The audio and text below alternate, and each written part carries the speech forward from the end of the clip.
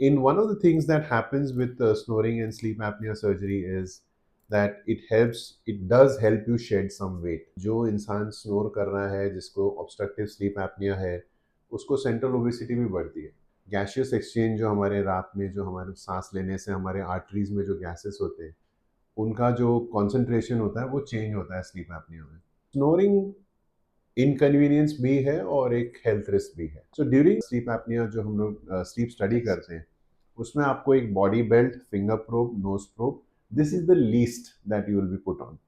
Welcome, friends, to our podcast Health Unplugged, Our Superheroes, a show where we connect with health experts and talk on a topic that's related to health.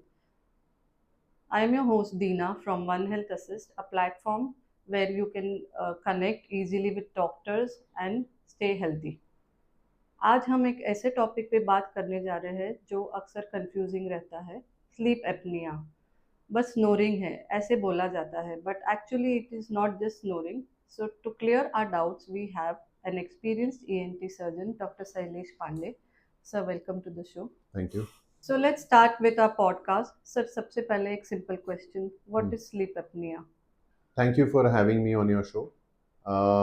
सबसे well we'll dive in directly. So सबसे पहले sleep apnoea एक ऐसा condition है जहाँ पर आपको it is generally associated with snoring. तो सबसे पहले जो एक पेशेंट एक्सपीरियंस करता है या फैमिली मेम्बर्स एक्सपीरियंस करते हैं, वो है स्नोरिंग, आवाज़। ओके। आवाज़ से सबको पता चलता है कि भाई ये इंसान को कुछ तकलीफ हो रही है। Okay. Well, snoring is just the sound. Snoring का जो कॉम्प्लिकेशन है, स्नोरिंग छोटे से छोटे बच्चे, पतले से पतला इंसान, मोटा इंसान, स्नोर कोई भी कर सकता है। बट स्नोरिंग का जो कॉम्प्लिकेशन है या जो नेक्स्ट लेवल है, उसको स्लीप एपनिया कहते हैं। ओके।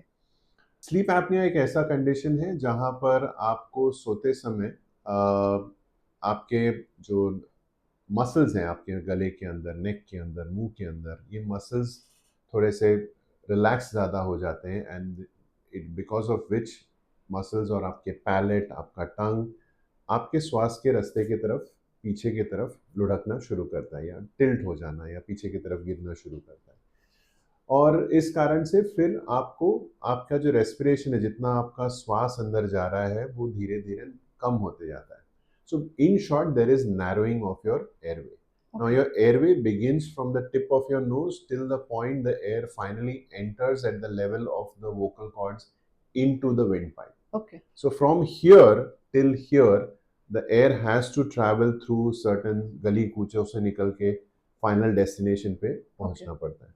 सो पेशेंट स्नोर करते समय काफ़ी उसे कॉम्प्लिकेशन या स्नोर करते समय श्वास जब उतना नहीं जा रहा है अंदर, तो उसके हार्ट पे, उसके ब्रेन पे, उसके ओवरऑल बॉडी के सिस्टम्स पे असर पड़ता है। And this is where you get into a condition which is called a sleep apnoea syndrome. और इसमें रिलेटेड फिर बहुत सारी चीज़ें, बहुत सारे कॉम्प्लिकेशंस पैदा होते हैं। ओके। नींद डिस्टर्ब होना, हार्ट का irregularity, sleepiness during the day, थकान ज़्यादा महसूस होना, ये सारी कंडीशंस एक पेशेंट एक्सपीरियंस करता है। सो फ्रेंड्स, जैसे आपने अभी सुना, sleep apnoea is not just snoring, it's more about it. So let's discuss ahead. So sir, sleep apnea के causes और risk factors क्या है? स्लीप एपनिया के causes and risk factors. Okay, सबसे पहले कॉजेस में चलते हैं। देखिए, as I told you in the earlier bit that the air has to travel from the tip of your nose till the and finally reach the your windpipe. Correct. Now, अगर किसी के नाक में obstruction है, नाक की हड्डी टेढ़ी है, उसको एलर्जी है, यानी कि उसके नाक के अंदर जो नेचुरल टर्बिनेट्स होते हैं, वो टर्बिनेट्स काफ़ी सूजे हुए हैं, Okay. तो आपको श्वास लेने में तकलीफ होगी। आपके नाक के पीछे अगर आपके टॉन्सिल की ग्लैंड होती है, जिसे एडेनॉइड बुलाते हैं, Correct. तो वो एडेनॉइड सूजा हुआ है तो होगा।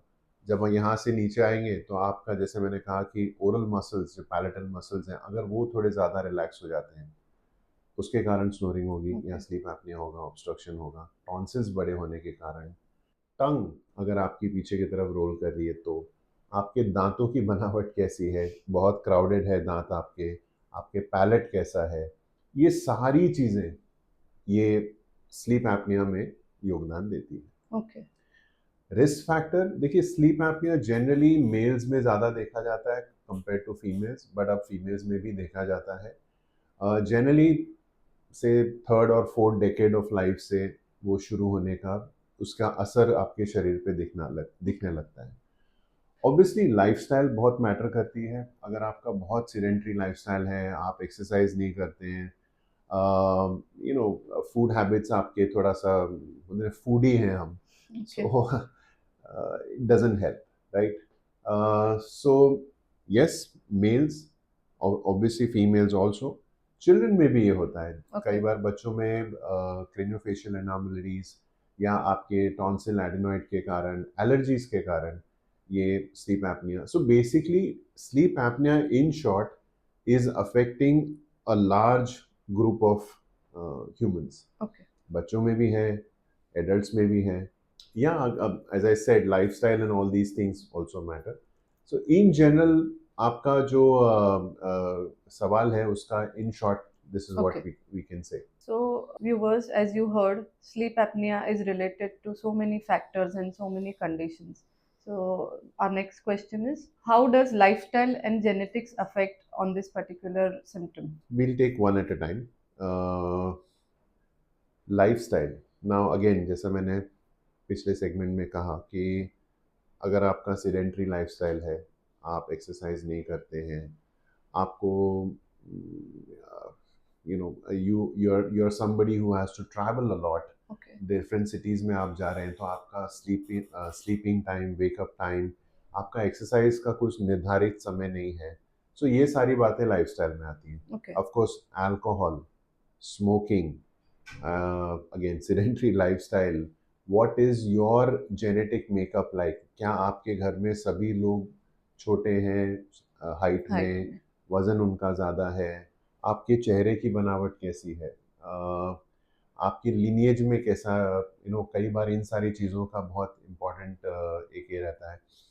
आपका जॉ लाइन कैसा है? Okay. जॉ लाइन अगर आपको शॉर्ट जॉ जिसे कहते हैं, कि ये जॉ का प्रोजेक्शन आगे की तरफ नहीं है और थोड़ा शॉर्टिश है, नीचे की तरफ है, your neck is not at a sort of a right angle but ऐसा एक स्लोप जैसा है, एंड जॉ शॉर्ट है आपकी, उससे भी होगा। Oh. क्योंकि दैट डिफाइंस, अगर आप और आप देखिए, अक्सर आप देखेंगे कि ये फैमिलीज में रन करता है। आप जनरली आप रियलाइज करेंगे कि अच्छा ये सब के सब एक फैमिली के एक जैसे दिख रहे हैं। तो that is what lineage is, and that is how it defines कि आपको एटलीस्ट स्लीप एपनिया स्नोरिंग के कंडीशन में आपको कितना स्नोरिंग होगा। बोलते ना, नहीं हमारे घर में सब स्नोर करते हैं, Okay. दादा Right. भी करते हैं, पिताजी भी करते हैं, भाई भी करता है। Hmm. दैट्स द रीजन, उनकी क्रेनियोफेशियल एनाटॉमी कैसी है वो डिफाइन करती है। ठीक है। Okay. कई बार ऐसा भी होता है कि देर आर सर्टन इलनेसेस और syndromes which are running in the families. तो कई बार एक सिचुएशन है सेंट्रल स्लीप एपनिया, यानी कि ब्रेन ही आपका कुछ समय तक स्विच ऑफ हो जाता है, Okay. और उस कारण से भी आपको स्नोरिंग और स्लीप एपनिया होता है। So it's not just obstructive, it's sometimes can be central also. Sleep study जब हम करते हैं, जब हमने पिछले सेगमेंट में बात की स्लीप स्टडी के बारे में, या तो वो स्लीप स्टडी जब हम करते हैं तो स्लीप स्टडी में हमको पता चलता है कि patient has obstructive. First of all sleep study tells us whether a patient has snoring हो रही है। स्नोरिंग है तो क्या उसको स्लीप एपनिया है? अगर स्लीप एपनिया है तो उसको कौन से टाइप का स्लीप एपनिया है, सेंट्रल है या पेरिफेरल है? Okay. पेरिफेरल में, सेंट्रल यानी कि ब्रेन Brain रिलेटेड, से यानी कि related. ब्रेन आपका एक्टिविटी नहीं कर रहा है बराबर से।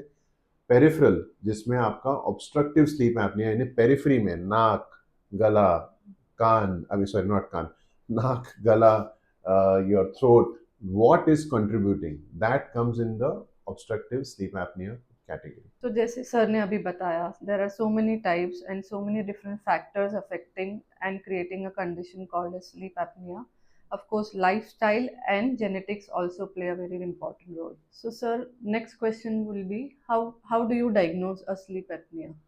The first, the how does a patient land up or diagnose? See, एक इंसान आता है रूटीन कंसल्टेशन के लिए अपने वाइफ के साथ, या वाइफ अपने हस्बैंड के साथ, वाइस वर्सा, एंड कई बार हम लोग एग्जामिनेशन करते हैं और हमको पेशेंट को देख के पता चलता है कि there is some amount of central obesity, there is a heavy jaw, थोड़ा सुस्त लगता है इंसान देख Okay. के। और and it is also about clinical practice and our expertise where in हम कई बार पेशेंट को देख के पहचान पाते हैं कि हो सकता है इस बंदे को स्लीप एपनिया हो। तो शायद शुरुआत पेशेंट जो वॉक इन करके आता है हमारे चेयर कंसल्टेशन की चेयर पे बैठता है, वहीं से शुरू होती है। By looking at the patient you kind of realise कि शायद इनको ये तकलीफ हो सकती है। So first you just generally आप इंफॉर्मेशन टेकिंग जब करते हैं, हिस्ट्री टेकिंग जब करते हैं, तो आप पूछते हैं, तो तब कहीं से एक निकल के आता है कि आप पूछें पेशेंट को कि भाई आप स्नोर करते हो, तो पहले तो सब ना बोलते हैं कि नहीं मैं नहीं करता या मैं नहीं करती, बट फिर धीरे से स्पाउस बोलता है या बोलती है कि नहीं थोड़ा तो करते हैं, है ना। फिर पता चलता है कि थोड़ा नहीं बहुत करते हैं। फिर पता चलता है कि नहीं इनको धक्का मारना पड़ता है, वो मैं जब बहुत करते हैं या चोकिंग करने लग जाते हैं तो इनको धक्का मार के मैं उस तरफ कर देती हूँ या उस तरफ कर देता हूँ, तब इनकी स्नोरिंग थोड़ी बंद हो जाती है। So कहीं ना कहीं it comes from the family. Once we are in the picture as doctors, then we kind of ask questions, of course, and then we subject the patient to go in for a test. A simple basic test is called polysomnography. Okay. Or it's also in simple terms it is called sleep study. Okay. Now, sleep study is a study wherein, again, as I have said before, it is a study which we are trying to analyze what is happening to you in your sleep. Now, there are 3 levels of the study. So, अगर हम एक होता है जिसमें the highest level, जिसमें आपको hospital आना पड़ता है और हॉस्पिटल में आके आपको एक सेपरेट एक सिंगल रूम में आप रहते हैं, उसमें आपको रात को योर एक कैमरा भी लगाया जाता है to see the video recording of your sleep, how you are sleeping. Electrodes are put on your body and these sensors pick up information, and it is a properly kind of videographed as well as the sensors ये सारे recording करते हैं. So during sleep apnea जो हम लोग sleep study करते हैं, उसमें आपको एक body belt, finger probe, nose probe, this is the least that you will be put on, जो it will be put on you rather. And अगर आप हॉस्पिटल बेस्ड स्लीप स्टडी कर रहे हैं तो वहाँ पर जो लेवल 1 स्टडी हो रही है वो आपको बहुत सारे इलेक्ट्रोड्स, बॉडी पे इलेक्ट्रोड्स वो सब लगा के पूरी तरह से वो होता है. खैर अगर आप बोलते हैं ना आप मेट्रोपॉलिटन सिटी में नहीं है, थर्ड टियर सिटी में है, तो होम बेस्ड स्लीप स्टडी भी पॉसिबल है. Okay. So in short, how do you diagnose is a slip study. Sleep study can be done at a hospital setup or it can be done at home. A home basic sleep study is agreeable, is doable, जिसमें आपको जो agency आएगी उसके वो आपको एक body belt देंगे, finger probe, nose probe पहन के आपको सो जाना है. Basically you have to coach your mind कि भाई आज ये गहने पहन के सोने है. ठीक है. And once you do that, the machine will do its data recording. Correct. The data is picked up, put up on a computer, and फिर उसकी एनालिसिस की जाती है. वो एनालिसिस देखने के बाद में एक पिक्चर थोड़ा सा क्लियर होता है. पिक्चर क्लियर होने पे then we kind of read the report and we sit down with the patient and explain things what needs to be done. Okay. So दोस्तों, जैसे आपने अभी सुना, स्नोरिंग को लाइटली नहीं लेना चाहिए, और आपको अगर एक्सपर्ट से कनेक्ट करना है तो हमारे डॉक्टर से कनेक्ट कर सकते हैं. Never do a self diagnosis of any symptoms. You should always connect with the experts. Sir, ये जो टेस्ट आपने अभी बताया, is it a painless process और या it is absolutely painless. I mean जैसे आप ईसीजी कराने जाते हैं उसमें कोई पेन नहीं होता आपको, बस इलेक्ट्रोड्स लगाए जाते हैं और उस तरह से किया जाता है. Same way the only thing is patients के लिए फाइट रहती है कि अरे मैं ये सब पहन के कैसे सोऊं, अरे मुझे नींद नहीं आएगी. राइट. सो आपने जितना हो सके अपने मन को शांत रखना है. अगर आपको स्लीपिंग पिल खा के सोने की आदत है तो आप स्लीपिंग पिल खा के सोइए. अगर आप 2 ड्रिंक रोज पीते हैं और 2 ड्रिंक पी के सोते हैं तो आप 2 ड्रिंक पी के सोइए. ठीक है. Point is you do everything that you do on a everyday basis. So routine should not be disturbed. So don't try to change कि आज मेरा स्टडी है तो I'll be a good boy and I'll be मैं ये नहीं करूँगा वो नहीं करूँगा जो मैं routinely कर रहा था. मत करिए ऐसा. Because the study needs to analyze how you are and what your sleep is on a regular basis. Okay. So it's not a painful procedure. It is simple. As I said, body pelt, finger probe, nose probe, where and sleep. So we just heard about how what are the diagnosis steps and what are the tests to be done for sleep apnea. Next, let's discuss, sir, about the treatment pathway for this particular symptom. Treatment pathway or next step, once you've done a sleep study, you will go back to your doctor.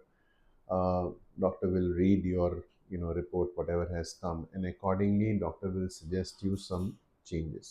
Okay.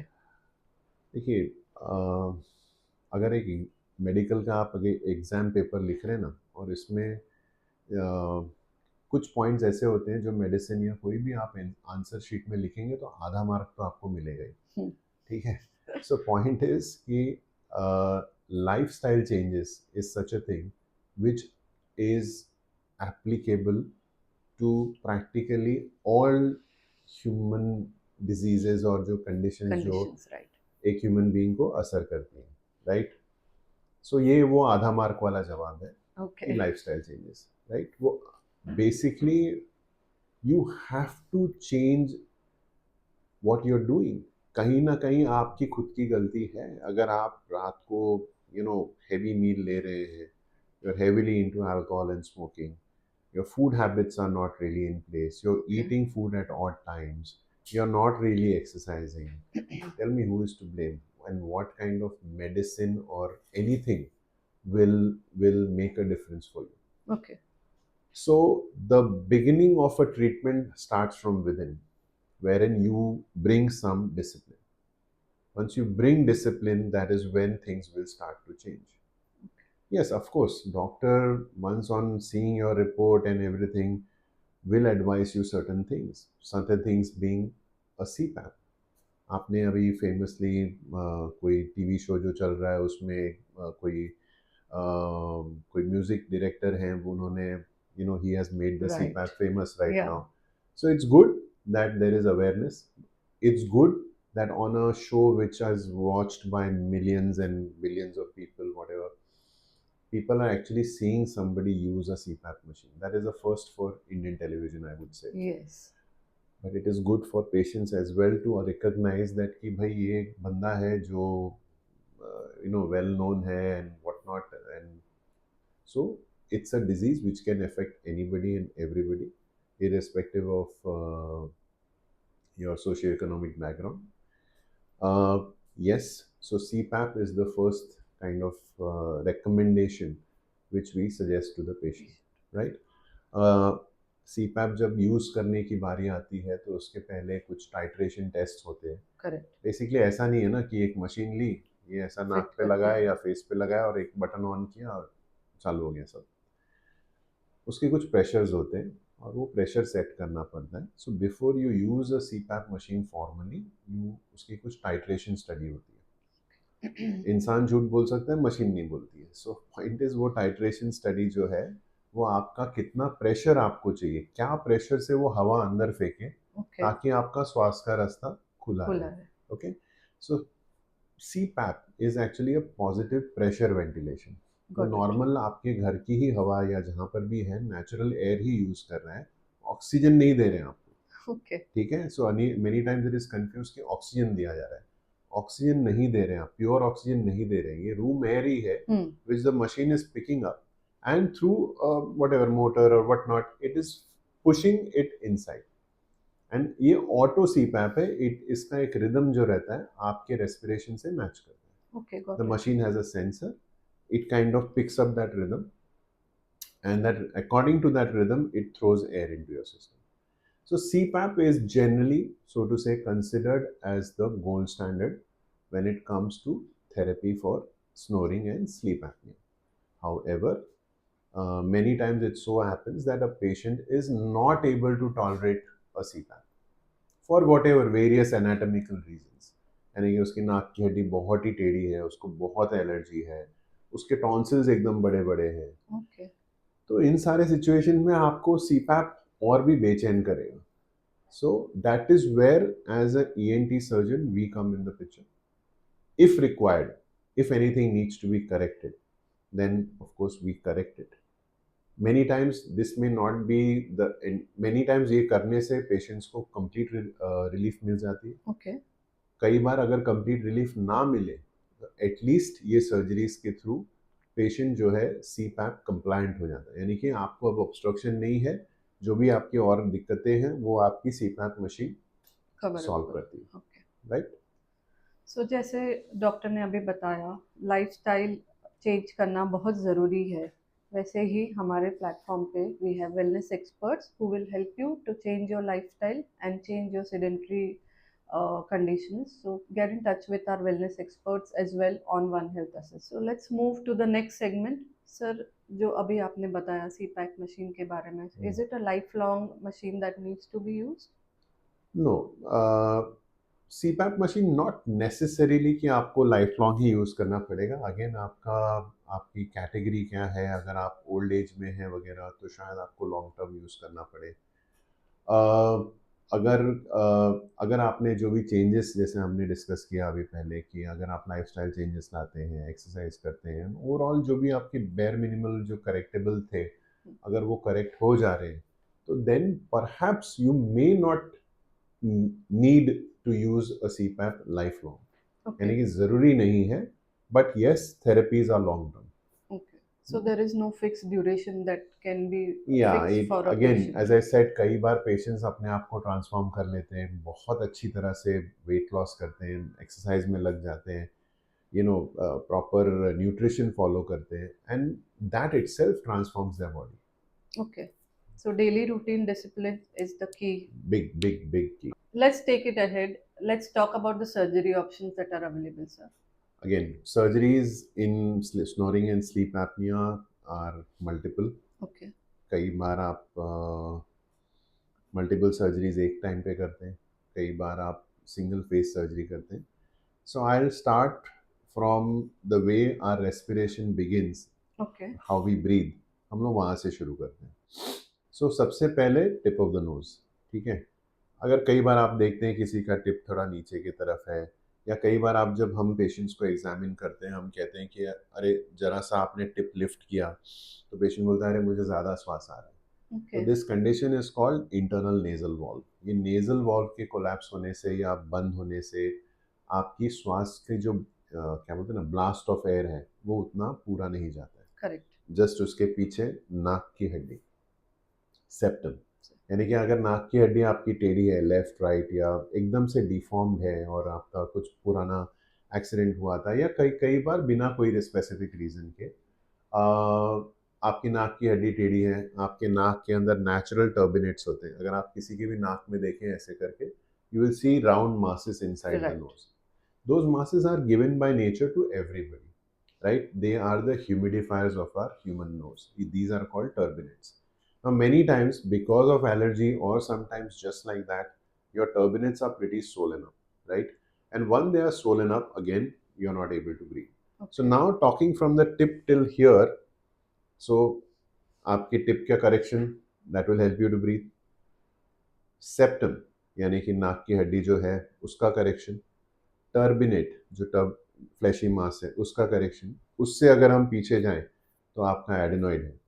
Adenoid का आपको surprise feel होगा, but मुझ हमें भी surprise feel होता है कि normally we associate adenoids with children, Correct. But हम लोग अब ये एडल्ट एज ग्रुप में भी एडेनॉइड देखते हैं। सो या, सो removal of the adenoid, you come down, maybe the tonsils if they are very big, that needs to be removed. Palate जो है वो कई बार कई लोगों में बहुत फ्लॉपी होता है, यानी कि इट जस्ट काफ़ी वाइब्रेट करता है। तो इसके लिए there is technology which professor has invented in I think Italy, and now we are following those principles. तो एक बार्ब वायर, एक मटेरियल यूज करके हम उन पैलेट के अंदर थोड़ी वायरिंग करते हैं। Okay. Okay, so it is, मतलब ऐसे ऊपर से आपका पैलेट एकदम क्लियर नजर आएगा, पैलेट के अंदर से वायरिंग की जाती है और बोन में उसको एंकर किया जाता है। Okay. So it's a absorbable suture, जो कुछ समय के बाद से समझिए कि 2-2.5 महीने के अंदर, 3 महीने के अंदर धीरे धीरे वो सूचर मेल्ट हो जाते हैं। तो ये एक एक टेक्नोलॉजी है जो अब हम लोग काफ़ी प्रेवेंटली यूज़ कर रहे हैं इंडिया में और हमारे प्रैक्टिस में। And incidentally, me and my colleague have also published a paper on the same, that we have one of the largest kind of study on multi-level surgery at one time, जहाँ पर हमने suppose नाक की surgery, tonsil adenoid की surgery, palette की surgery, तीनों surgeries हमने साथ में की है, Okay. and it has given a good results for our patient. And now, since we have covered till here, next is if any patient has any jaw deformity, उसके दांत बहुत crowded हैं, तो हम उसको डेंटिस्ट के पास भेजते हैं, उसको दांत का अलाइनमेंट करवाते हैं, खास करके बच्चों के केस में, Correct. Right? There are expanders and things like that we do, and जिससे फिर ये जॉ लाइन का जो शेप है उसको ऑल्टर कर सकते हैं. नेक्स्ट इज मैक्सिलोफेशियल सर्जरी, जिसमें ये जो मैक्सिला है, अगर कई बार वो नीचे की तरफ बैठा रहता है तो वो पूरा का पूरा एडवांस किया जाता है. Okay. Okay, that is mostly done by ENTs and maxillofacial doctors together. Tongue जो है, टंग हमारी जॉ के अंदर की तरफ अटैच्ड है. Right. सो उसको करेक्ट करने के लिए जीनियोप्लास्टी वगैरह, यानी कि यहाँ से कट करके बोन को थोड़ा एडवांस किया है, ताकि जब उसको एडवांस करते हैं तो आपकी टंग भी एंटीरियरली मूव करती है. So this is a lot of surgery, a lot of things that can be done, but it is finally decided by the doctor who's treating you, and once the doctor understands, then accordingly they will advise you what kind of surgery is needed in terms of snoring and sleep apnea.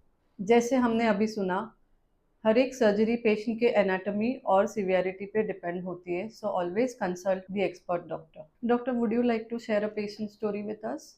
Well, in so many years of my career, there have been lot many instances, and we've been doing snoring and sleep apnea surgery since almost 2016. So Okay. now it's almost 9 years, and yeah, we've had fair amount of success in our this thing. So well, there have been many stories, because that way we've been able to touch lot many lives and make their day to day life better Okay. by performing surgeries.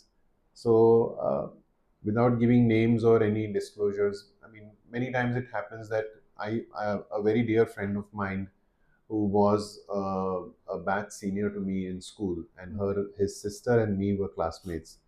And so many years ago, my classmate visited me and said that, oh, my brother snores a lot, and his wife has been complaining a lot, Okay. and he's been using a CPAP actually, Mhm.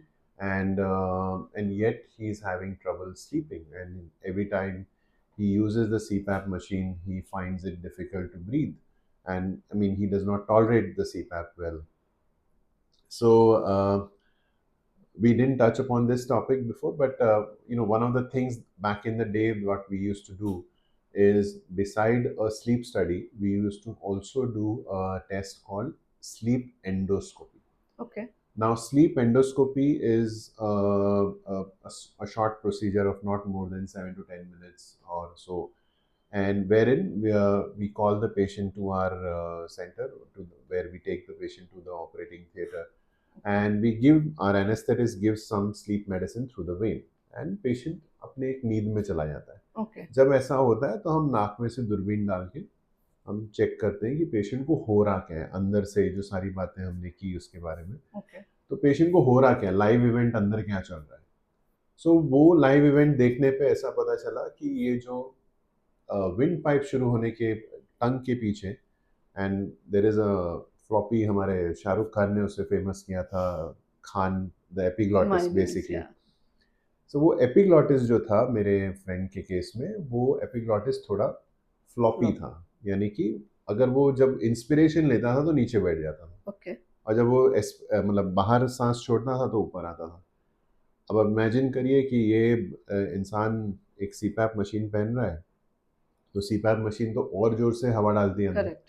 तो जैसे ही वो श्वास ले, ये बंद हो जाए, जब बंद हो जाए तो उसको श्वास लेना ना हो. So this is how he became intolerant to the CPAP. So and also उसके टंग के जो गले के अंदर जो टॉन्सिल थे, टंग के नीचे का थोड़ा टॉन्सिल था, वो भी थोड़ा बल्की था. So it was in short pushing on the epiglottis. So हमने फिर उनको काउंसलिंग किया, उन्हें समझाया कि भाई ये सोटो से हम ट्रीटमेंट आपके लिए एडवाइस कर सकते हैं, and if you are okay then we'll go ahead and do it. So we went ahead and we operated. We did a epiglottopecia. Epiglottis को निकाल नहीं सकते. हमने केवल उसके थोड़ा सा उसको ट्रिम Trim. किया, बहुत ही थोड़ा सा, और उसको टंग बेस जो है जो पीछे होती है उसके तरफ उसे थोड़ा रिपोजिशन जैसा किया, उसके गले के टॉन्सिल निकाले, टंग बेस में जो टॉन्सिल होता है, लिंगुअल टॉन्सिल जिसे कहते हैं, वो भी थोड़ा सा ट्रिम किया। और ये ओवरऑल करने से, एंड उसके बाद में उन्हें हमने हमने उनको कुछ एक्सरसाइजेस सिखाई, मायोफंक्शनल एक्सरसाइजेस बोलते Okay. हैं, जो बच्चों में भी सिखाई जाती है। These are exercises for your tongue, exercises mainly for your tongue, so that you know it helps to get the tongue into a little bit more robust, active, or little steady positioning. Okay. So once you've done that, and once we've done that, and we've asked him to follow up on the exercises regularly, it is so. I mean, now it's been more than 7 years I have operated him, and he still sleeps without a CPAP. The Okay. wife is not complaining, and so yeah, that is one of the things. And like that, yes, I had a patient few days ago who walked in with his Dadaji, and he says, "Doctor, pehchana mujhe?" So it took me 1 second when I said, "Oh yes, of course I know you." So he said, "Look how much weight I have lost." Okay. So, in one of the things that happens with snoring and sleep apnea surgery is that it does help you shed some weight. Correct. क्योंकि sleep apnoea का जो एक side effect है वो obesity भी है। Okay. यानी कि जो इंसान स्नोर कर रहा है, जिसको ऑब्स्ट्रक्टिव स्लीप एपनिया है, उसको सेंट्रल ओबेसिटी भी बढ़ती है। Okay. उसका जो गैसियस एक्सचेंज जो हमारे रात में जो हमारे सांस लेने से हमारे आर्टरीज में जो गैसेस होते हैं, उनका जो कॉन्सेंट्रेशन होता है वो चेंज होता है स्लीप एपनिया में। Correct. Now once you there is a corrective measure and you do some corrections, what happens is there is restoration of normalcy, and when there is restoration of normalcy, जो carbon dioxide आप ज़्यादा retain कर रहे थे body में, वो अब कम retain होता है। Okay. तो आपको सुस्ती कम हो जाती है, एनर्जी कम बेटर लगती है, and that's what helps you to shrink also slightly. So he was telling me that he's lost good amount of weight. He was looking better. Now उसकी शादी होने वाली है, so That's great. I just wished him the best Yeah, of luck. that's great. Right. So that was really great to know, sir, that your patient got back to normal lifestyle. So let's start with myth busting now.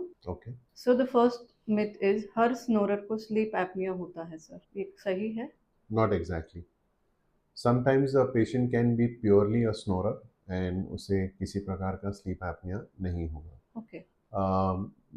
So that is completely a myth. But yes, if you are snoring very high snoring हो रही है, there is sleep disturbances at night, then you might as well get yourself checked for sleep apnea. So the next one, surgery ही क्या पहला treatment है sir? नहीं, as ये हमारे पॉडकास्ट में जितना हमने डिस्कस किया है, very clearly that we promote, or I would say that any doctor who has knowledge about sleep medicine would say that sleep apnea के लिए आप CPAP is a gold standard. Okay. But yes, there are certain things which are solvable. हर एक patient को machine की ही ज़रूरत है ऐसा नहीं है, और एक हर एक पेशेंट को सर्जरी की ही केवल सर्जरी ही लगेगी ऐसा भी नहीं है। Okay. ठीक है, so I think we have to come at a kind of a midpoint and understand that what is the purpose of all this. The purpose of all this is the betterment of the life of the patient, right? And the patient's family. Correct. So in that case, yes, again I would say CPAP is the gold standard. But if there is something which can be surgically corrected, and that gives a better outcome for the patient, then surgery is an option as well. So the next myth sir, snoring एक inconvenience है या एक health risk है? Well, snoring inconvenience भी है और एक health risk भी है। ठीक है, Okay. इनकन्वीनियंस आपके जो भी स्पाउस या आपके फैमिली फ्रेंड्स जो भी आपके साथ हैं, रूम शेयर कर रहे हैं आपके साथ, उनके लिए इनकन्वीनियंस है। बट अगर वो स्नोरिंग स्लीप एपनिया की तरफ जा रही है and you are having those symptoms and complications, then it's a very big health risk. So my next question would be, no strips help करते हैं really? नो स्ट्रिप्स जो है एक टेम्प्रेरी अरेंजमेंट है। ठीक है, आप जैसे आप स्पोर्ट खेलते हैं तो आप नो स्ट्रिप लगा के खेलते हैं ताकि वो थोड़ा सा ये जो नॉस्ट्रल है आपका थोड़ा फ्लेयर अप हो जाए, and it helps you breathe more. Okay. So when you're doing active exercise or something nowadays, sportsmen also put a strip and they play. But how long can you go on putting a strip on the nose when sleeping? Sometimes when you sleep, it may come off, you may rub it off, or something of that sort. So, in limited nature, maybe the nose strips are a little bit helpful. जैसे हमने internet पे देखा है अक्सर, chiropractors जो technique use करते हैं, एक बलून यूज़ करते हैं, नाक के अंदर उसे प्लेस करके इन्फ्लेट करते हैं और बाहर खींच के निकालते हैं और बोलते हैं कि सेप्टम करेक्शन हो गया है। So is this really a good technique? Is it a myth of using it? The internet is filled with a lot of absurd videos and ideas, correct. and I would not recommend one to go ahead and get any such kind of treatment done. I have seen the video myself, and I have seen that the person is passing a inflatable balloon, which is high pressure balloon, through the nose, and he passes it right up to the back end of the throat, and then inflates the balloon over there. Okay, and फिर वो inflated balloon को ऊपर की तरफ पुल करते हैं नाक की तरफ, एंड जब वो नाक से बाहर आता है तो वो एक पिन से उसको पंचर कर देते हैं, ओके, तो वो बलून फूट जाता है। अ, अगर नाक को सीधा करना इतना ही ये होता तो हम इतने सालों से इन्वेंशन और इतना सर्जिकल स्टडी एंड एनाटॉमी का स्टडी शायद डॉक्टर्स, ईएनटी डॉक्टर्स नहीं करते। करेक्ट। अगर वो तरीका सही होता तो शायद वो बहुत साल पहले से वर्ल्ड ओवर हर कोई कर रहा होता, क्योंकि nobody wants to everybody wants to do a good job for the patient as a surgeon, and अगर किसी प्रकार से आपका मेजर कटिंग और ब्लड एंड नेजल पैकिंग वगैरह जो भी नाक की सर्जरी में इन्वॉल्व होता है, अगर वो हम अवॉइड कर पा रहे हैं तो doctors would be ready to dish out this treatment to practically every every patient who requires surgery. So no, uh, again, don't believe in a lot of through your channel, through your medium. I would say कि आप हर एक WhatsApp post या Instagram post को सच मत मान के चलिए, वो अर्ध सत्य है, it's half truth, and it needs to be verified. Any information that you get on the internet, even on WhatsApp or whatever you read, you need to really verify it. And your ENT doctor is well educated, spend a lot of time in the med school learning procedures and executing these procedures well. And we for sure know that doing a straightforward good surgery gives far better outcome than these shortcuts. Okay, that was Right? Really great to know sir. Thank you. So, as we just discussed with Dr. Shailesh Pandey, we need a lot of follow ups, appointments, and reports to be stored on a platform. So, how do you see a platform like One Health Assist helping you as a doctor and patient? So in today's age and time, space is a big constraint. Correct. हमारे offices और बड़े नहीं और छोटे होते जा रहे हैं, so use of technology definitely is a very important part of now our practice. सो आपका वन हेल्थ असिस्ट जो प्रोग्राम है उसमें पेशेंट्स उनकी जो सारे लैब रिपोर्ट्स हैं, जो भी टेस्ट किए गए हैं, डॉक्टर्स प्रिस्क्रिप्शंस,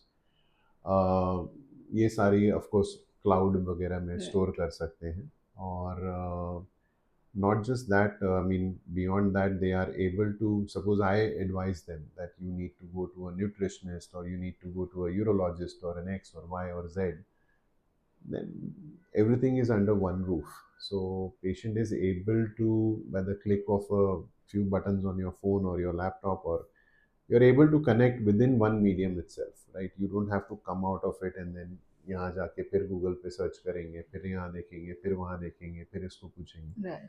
तो पॉसिबल है कि आप एक ही मीडियम को यूज़ करते हुए आप आपके सारी रिक्वायरमेंट्स जो है मेडिकल रिलेटेड, मेडिसिन रिलेटेड, वो आप पूरी कर सकते हैं। So I think it is a wonderful platform, and one wishes that the patients use it well and use it to their advantage. So yeah, that's about it. So, as we just heard from the doctor, One Health Assist platform is a health and wellness ecosystem. It's a one stop solution for all your health needs. So, explore the platform today itself. So, that was our last segment. This brings us to the end of the show. Thank you, Dr. Shailesh, for Thank giving you. us a great insight on the topic of sleep apnea and snoring. Thank you. We are glad to have you on the podcast, sir. Thank you. Thank you for having me. दोस्तों याद रखिए, sleep apnoea सिर्फ snoring नहीं है, ये एक serious health condition है। सही डायग्नोसिस, टाइमली ट्रीटमेंट और सपोर्ट और हेल्प के साथ आप अपनी लाइफ को फिर से रिक्लेम कर सकते हैं। इसीलिए वन हेल्थ असिस्ट प्लेटफॉर्म बहुत इंपॉर्टेंट है, योर 24/7 हेल्थ पार्टनर, जिसपे आप अपने रिपोर्ट शेयर कर सकते हैं, मेडिसिन रिमाइंडर सेट कर सकते हैं, डॉक्टर कंसल्टेशन बुक कर सकते हैं और आपके लिए लाइफस्टाइल कोच या वेलनेस कोच भी बुक कर सकते हैं। Visit One Health Assist website और download our app and book an appointment with specialist doctor. मैं हूं आपकी होस्ट दीना, ये था health unplugged a super heroes with doctor Shailesh Pandey. Visit our website, stay tuned and please like, share and subscribe our channel.